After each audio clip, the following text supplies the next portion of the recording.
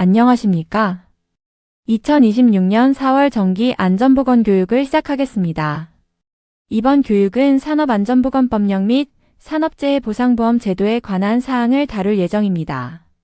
뉴세이프 컨설팅과 함께 안전하고 건강한 사업장을 만들어 나가는 데 필요한 지식들을 함께 살펴보겠습니다.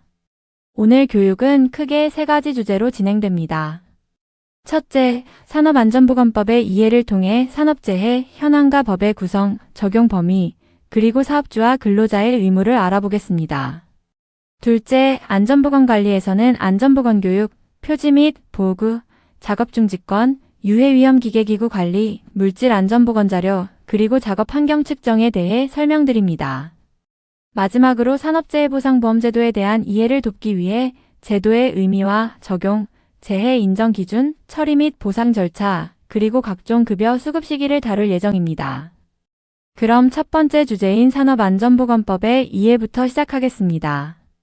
먼저 2025년 산업재해 발생 현황을 살펴보겠습니다. 안전보건공단의 자료에 따르면 2025년 4분기 누적 산업재해 사고 사망자는 총 589명으로 집계되었습니다. 업종별로는 건설업이 272명으로 전체의 46.2%를 차지하여 가장 많았고, 제조업이 146명, 기타 사업이 86명으로 뒤를 이었습니다. 발생 형태별로는 떨어짐 사고가 227명으로 38.5%를 차지해 가장 높았으며, 물체의 맞음, 끼임, 부딪힘 순으로 나타났습니다. 이 통계는 우리가 산업안전보건에 대해 얼마나 더 신경 써야 하는지 분명히 보여주고 있습니다. 산업안전보건법은 고용노동부 소관 법령으로 1개의 법률과 1개의 시행령, 그리고 3개의 시행규칙으로 구성되어 있습니다. 즉, 산업안전보건법을 최상위 법률로 하여 그 아래의 법의 구체적인 내용을 정한 시행령, 그리고 현장에서의 적용을 위한 세부사항을 담은 시행규칙들이 체계적으로 연결되어 있습니다. 그렇다면 산업안전보건법은 무엇을 목적으로 할까요? 이 법은 산업 현장에서의 안전과 보건에 관한 기준을 확립하고 사고 발생 시 책임 소재를 명확히 하여 산업재해를 예방하는 데 있습니다. 또한 쾌적한 작업 환경을 조성함으로써 근로자들의 안전과 건강을 유지하고 증진시키는 것을 최우선 목표로 삼고 있습니다. 이는 산업안전보건법 제1조에 명확히 규정되어 있습니다. 산업안전보건법은 국가, 지방자치단체, 공기업을 포함한 모든 사업장에 적용됩니다. 적용 단위는 근로자를 고용한 사업주의 사업장이며 사업장을 판단하는 기준은 다음과 같습니다. 원칙적으로 동일한 장소에 있으면 하나의 사업장으로 보지만 동일한 장소라도 근로 형태가 다르고 노동 관리가 명확히 구분되며 인사, 회계 등이 독립적으로 운영된다면 독립된 사업장으로 판단합니다. 반대로 장소가 분산되어 있어도 독립성이 없을 경우에는 하나의 사업장으로 간주합니다. 산업안전보건법의 적용 방식은 사업장을 단위로 안전보건관리체계를 구축하도록 하고 있습니다. 예를 들어 안전보건관리자를 선임하고 안전보건위원회를 구성하는 것 등이 해당됩니다. 이때 사업장은 장소적 관련성을 중심으로 판단하며 독립적 운영 여부나 업무 내용 등을 종합적으로 고려하여 결정하게 됩니다. 다음으로 사업주의 의무에 대해 살펴보겠습니다. 산업안전보건법은 근로자의 안전보건을 유지 및 증진하기 위해 사업주에게 여러 중요한 의무를 부여하고 있습니다. 여기에는 국가에서 시행하는 산업재해 예방시책 준수, 산업재해 발생 시 보고 및 기록, 보존 의무, 안전보건상 필요한 조치 이행, 그리고 근로자의 생명과 안전, 보건을 유지 및 증진할 의무가 포함됩니다. 또한 안전보건 규정을 작성하여 사업장에 게시하거나 근로자에게 공지해야 합니다. 사업주뿐만 아니라 근로자에게도 산업안전보건에 대한 의무가 있습니다. 근로자는 산업재해 예방을 위한 기준을 준수해야 하며 사업주가 실시하는 산업재해 방지에 관한 조치를 따라야 합니다. 구체적으로는 사업주가 행한 산재 예방 조치 사항을 준수하고 사업주가 실시하는 근로자 건강진단에 참여해야 합니다. 또한 사업주가 제공한 안전모 안전화 등 보호구 착용 의무를 철저히 지켜야 합니다. 이어서 두 번째 주제인 안전보건관리에 대해 알아보겠습니다. 안전보건관리의 핵심 중 하나는 바로 안전보건교육입니다. 근로자가 작업장의 유해위험 요인 등 안전보건에 관한 지식을 습득하고 이에 적절히 대응할 수 있는 능력을 키울 수 있도록 사업주는 근로자에게 다양한 안전보건 교육을 실시할 의무가 있습니다. 산업안전보건법 제29조에 명시되어 있으며 정기교육의 경우 사무직 종사 근로자는 매 반기 6시간 이상, 그 외 근로자는 12시간 이상 이수해야 합니다. 채용시 교육은 일용 근로자의 경우 1시간 이상, 기간제 근로자는 4시간 또는 8시간 이상, 그 밖의 근로자는 8시간 이상 실시해야 합니다. 다음으로 안전보건 표지와 보호구에 대해 설명드리겠습니다. 유해하거나 위험한 장소에는 안전보건 표지를 부착해야 합니다. 산업안전보건법 제37조에 따라 사업주는 산업재해 예방을 위한 금지, 경고, 비상시 조치를 위한 지시나 안내사항 또는 안전의식 고취를 위해 안전보건 표지를 설치하거나 부착해야 합니다. 이러한 안전보건 표지는 근로자가 쉽게 알아볼 수 있는 장소에 흔들리거나 쉽게 파손되지 않도록 견고하게 설치되어야 하며 설치가 곤란할 경우 해당 물체에 직접 도색할 수도 있습니다. 안전보건 표지는 크게 4가지로 나눌 수 있습니다. 첫째, 금지 표지는 특정 행동을 하지 못하도록 금지하는 표지입니다. 출입금지, 금연, 화기금지 등이 해당됩니다. 둘째, 경고 표지는 위험 상황을 알리는 표지로 인화성 물질 경고, 고압전기 경고, 낙하물 경고 등이 있습니다. 셋째, 지시 표지는 특정 보호구 착용 등 반드시 이행해야 할 사항을 지시하는 표지이며 보안경 착용, 안전모 착용 등이 대표적입니다. 마지막으로 안내 표지는 응급구호 표지, 비상구 등 비상시 필요한 장소나 설비를 안내하는 표지입니다. 보호구의 지급과 착용 또한 매우 중요합니다. 보호구는 재해나 건강장애를 방지하기 위해 작업자가 착용하는 기구나 장치를 의미하며 사업주는 유해하거나 위험한 작업을 하는 근로자에게 작업 조건에 적합한 보호구를 지급해야 합니다. 그리고 근로자는 지급받은 보호구를 철저히 착용할 의무가 있습니다. 예를 들어 물체가 떨어지거나 날아올 위험이 있는 작업에는 안전모를, 2m 이상 높이에서 떨어질 위험이 있는 작업에는 안전대를 착용해야 합니다. 감전 위험 작업에는 절연용 보호구를, 고열에 의한 화상 위험 작업에는 방열복을 착용하는 등 작업에 맞는 보호구를 반드시 사용해야 합니다. 다음은 작업 중지에 관한 내용입니다. 산업재해가 발생할 급박한 위험이 있을 경우 사업주는 즉시 작업을 중지시키고 근로자를 대피시켜야 합니다. 또한 근로자 스스로도 급박한 위험을 인지했을 때 작업을 중지하고 대피할 수 있습니다.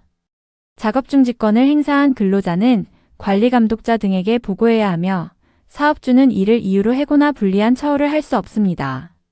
만약 불리한 처우를 받게 되면 근로자는 노동위원회에 구제 신청을 할 수 있습니다. 여기서 급박한 위험이란 높이 2m 이상 작업에서 안전난간 미설치로 인한 추락 위험, 가시설물 설치 부적합, 붕괴 사고 우려, 가연성 물질 취급 장소에서의 화기 작업 등 생명과 건강에 즉각적인 위협이 되는 상황을 의미합니다. 유해위험 기계기구 관리에 대해 말씀드리겠습니다.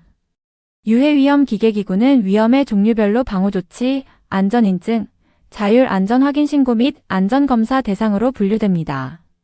안전인증 대상 기계 및 기구에는 프레스, 크레인, 리프트 등 11종이 있으며 방호장치로는 프레스 및 전단기 방호장치, 양중기용 과부하 방지 장치 등 8종이 지정되어 있습니다. 이들은 안전을 위해 반드시 인증을 받아야 하는 항목들입니다. 이어서 자율안전확인 대상 기계기구 및 방호장치입니다. 자율안전확인 대상 기계기구에는 연삭기, 산업용 로봇, 혼합기, 컨베이어 등 24종이 포함됩니다. 또한 방호장치로는 아세틸렌 용접장치용 안전기, 연삭기 덮개, 산업용 로봇 안전매트 등 8종이 있습니다. 이들은 사업주가 스스로 안전성을 확인하고 신고해야 하는 품목들로 정기적인 점검을 통해 안전을 유지해야 합니다. 이 슬라이드에서는 방호 조치가 필요한 주요 기계기구들을 소개합니다. 예촉이나 금속 절단기에는 작업자를 보호하기 위한 날접촉 예방장치가 필수적이며 원심기에는 회전체 접촉 예방장치를 설치해야 합니다. 공기압축기에는 과도한 압력 상승을 막기 위한 압력 방출 장치가 필요하고 지게차는 헤드가드, 백레스트, 안전벨트 등 안전장치 착용이 중요합니다. 또한 포장기계는 구동부 방호 연동장치, 고정식 방호가드 설치, 동력 전달 부분 덮개 설치 등 다양한 방호 조치를 통해 안전을 확보해야 합니다. 유해 위험 기계기구 및 방호장치 보호구는 제조 단계부터 근원적인 안전성을 확보하여 산업재해를 예방하기 위해 안전인증 및 자율 안전확인 대상 제도를 운영하고 있습니다. 따라서 사용자는 반드시 인증된 제품을 사용해야 합니다. 예를 들어 프레스 전단기에는 광전자식 안전장치와 같은 방호장치가, 아세틸렌 또는 가스집 합용접장치에는 안전기가, 폭발 위험 장소의 전기기 계기구에는 방폭용 전기기 계기구가 인증된 제품으로 사용되어야 합니다. 다음은 안전검사 대상 기계기구입니다.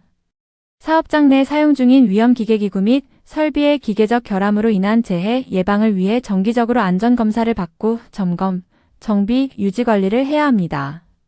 검사 대상에는 적재하중 0.5톤 이상의 리프트, 정격하중 2톤 이상의 크레인, 설계 압력 0.2메가파스칼을 초과하는 압력 용기, 그리고 압력 능력이 3톤 이상인 프레스 등이 포함됩니다. 안전검사 대상 기계기구는 계속해서 다양한 종류가 있습니다. 압력 능력이 3톤 이상인 전단기, 동력으로 구동되는 사출성형기, 액체고체 사이에 최소 2개 물질을 분리하기 위한 산업용 원심기, 그리고 화학설비 및 부속설비 등도 정기적인 안전검사를 받아야 합니다.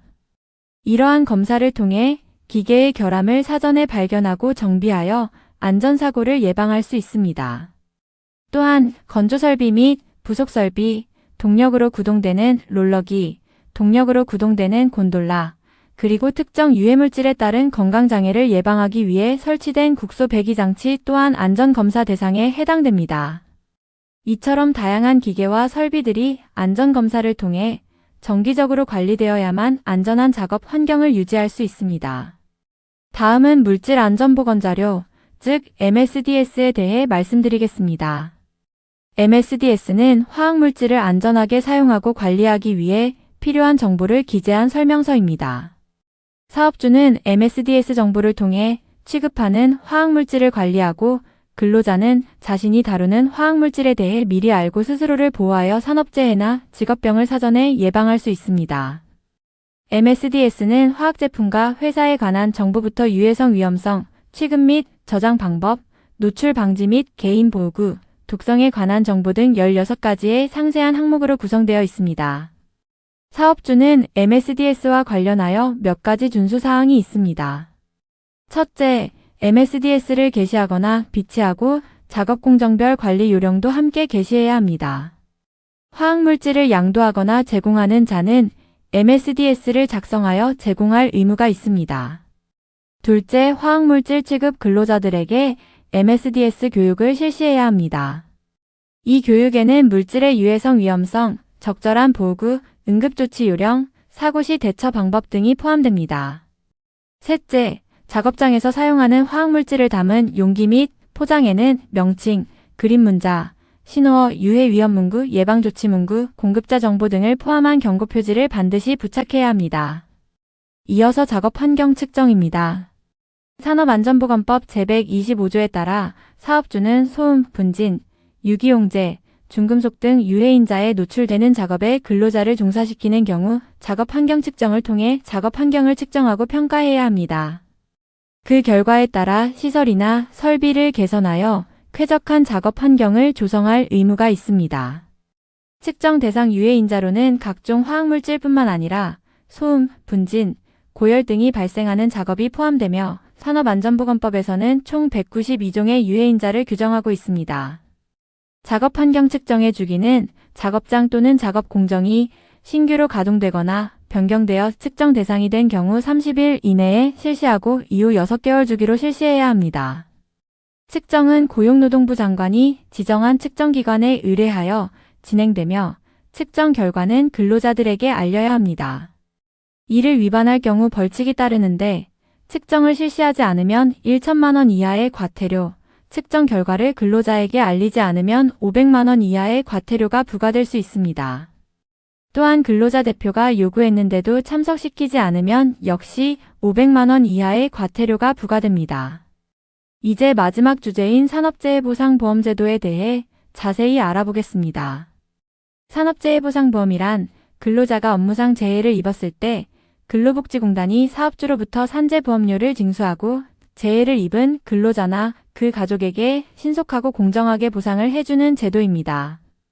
즉, 사업주는 보험료를 납부하고 재해 직원은 보상급여를 신청하며 근로복지공단은 업무상 재해 여부를 판정하고 보상급여를 지급함으로써 재해 근로자의 생존권을 보장하는 사회보험 제도입니다. 산업재해보상보험이 적용되기 위해서는 3가지 주요 요건이 충족되어야 합니다. 첫째, 사업장이 산재보험 적용 사업장이어야 합니다. 대부분의 사업장은 의무적으로 적용 대상이 됩니다. 둘째, 재해를 입은 사람이 근로자이어야 합니다. 셋째, 재해 발생 경위가 업무와 상당한 인과관계가 있어야 합니다. 이 3가지 요건이 모두 충족될 때 산업재해보상보험의 혜택을 받을 수 있습니다. 업무상 재해 인정 기준에 대해 상세히 설명드리겠습니다. 산업재해보상보험법 제37조에 따르면 근로자가 업무상 사고, 업무상 질병 또는 출퇴근 재해로 인해 부상, 질병, 장애가 발생하거나 사망하면 업무상의 재해로 봅니다.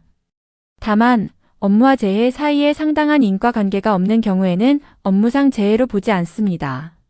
업무상 사고는 근로계약에 따른 업무 중 발생한 사고, 사업주 제공 시설물 이용 중 발생한 사고, 행사 참여 중 발생한 사고 등이 포함됩니다. 업무상 질병은 유해인자 노출로 인한 질병, 업무상 부상으로 인한 질병, 직장 내 괴롭힘 등으로 인한 정신적 스트레스 질병 등이 해당됩니다. 출퇴근 재해는 사업주 지배관리 하에 교통수단 이용 중 사고 또는 통상적인 경로와 방법으로 출퇴근 중 발생한 사고를 의미합니다. 하지만 근로자의 고의자 해행이나 범죄 행위로 인해 발생한 부상, 질병, 장애 또는 사망은 원칙적으로 업무상의 재해로 보지 않습니다. 다만 정상적인 인식 능력이 현저히 낮은 상태에서 발생한 행위로 인한 경우는 예외적으로 업무상의 재해로 인정될 수 있습니다. 또한 출퇴근 경로를 일탈하거나 중단한 경우 해당 일탈 또는 중단 중의 사고는 출퇴근 재해로 보지 않지만 일상생활에 필요한 행위로 인한 일탈 또는 중단은 예외적으로 출퇴근 재해로 인정됩니다. 일정한 직종에 대해서는 출퇴근 재해가 적용되지 않는 경우도 있습니다. 산업재해보상보험 처리 절차는 다음과 같습니다. 재해가 발생하면 우선 응급처치 후 병원으로 후송됩니다. 4일 이상 치료가 필요한 경우 산재지 정의료기관에서 요양신청서를 작성하여 근로복지공단, 회사, 병원에 제출합니다. 근로복지공단은 업무상 재해 여부를 심사하고 승인되면 요양이 시작됩니다. 요양기간 동안에는 보상급여를 청구할 수 있으며 업무상 재해로 인정되면 각종 보상급여를 수령하게 됩니다. 산업재해보상보험의 보상 절차에 대해 알아보겠습니다. 업무상 재해가 발생하면 요양급여를 통해 치료를 받게 됩니다. 요양기간을 연장하거나 의료기관을 변경할 때 또는 치료 중 새로운 상병이 발견될 때 등 다양한 상황에서 재요양을 신청할 수 있습니다. 요양으로 인해 취업하지 못한 기간에 대해서는 휴업급여를 청구할 수 있으며 평균 임금의 증감이나 상병보상연금 등이 지급될 수 있습니다. 치유 후에는 장애보상이 이루어지며 재해로 인한 사망 시에는 유족급여와 장의비가 지급됩니다. 마지막으로 각종 보상 급여의 수급 시기를 도표로 정리했습니다.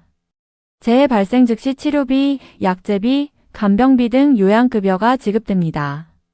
재해 발생 4일 후부터는 평균 임금의 70%가 휴업급여로 지급되며 2년이 경과하면 평균 임금의 70%에서 91%에 해당하는 상병보상연금이 지급될 수 있습니다. 치료 종결 후에는 장애 정도에 따라 평균 임금의 15%에서 90%까지 장애급여가 지급되며 사망 시에는 유족에게 평균 임금의 52%에서 67%에 해당하는 유족급여와 장의비가 지급됩니다. 여기서 평균 임금은 산재 발생일 이전 3개월 동안 받은 총 보수를 일수로 나눈 금액으로 산정됩니다. 오늘 교육을 통해 사망사고 제로, 안전사고 제로를 달성하고 안전수칙을 준수하는 문화가 정착되기를 바랍니다. 경청해 주셔서 감사합니다.